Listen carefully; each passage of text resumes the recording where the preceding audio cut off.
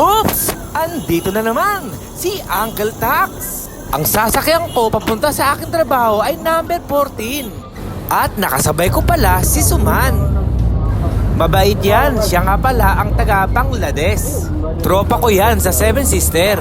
Ngayon, naglalakad na kami papunta sa aming trabaho. Branch pala namin ngayon kaya maaga kami pumasok. At ngayon, andito na kami sa Seven Sister.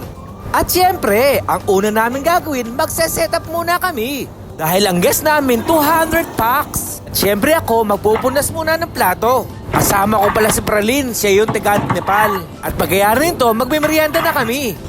Ang merienda namin, egg at tinapay. Tapos kumain, magpapahinga muna ako.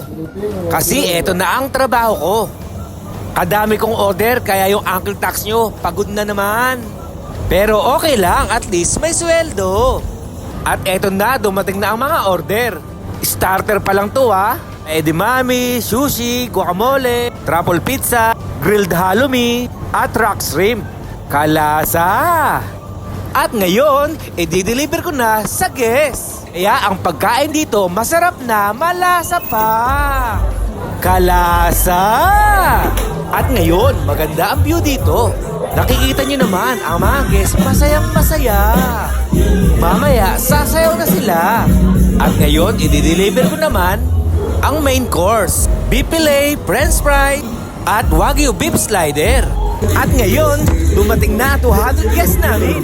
Kahit pagod si Uncle Tax nyo, at least ang mga guests namin masaya. At ngayon, ang isi-send ko naman ay dessert. Masarap ito, matamis, parang ikaw. Ito pala ang ladies night namin. Kontakin nyo na lang. What are you waiting for? Tara na! Dito lang yan, sa Seven Sister, sa Dubai. Tara na! Pagkayari nito, kakain na kami. Ang ulam namin, fried chicken at mushroom soup. Kalasa!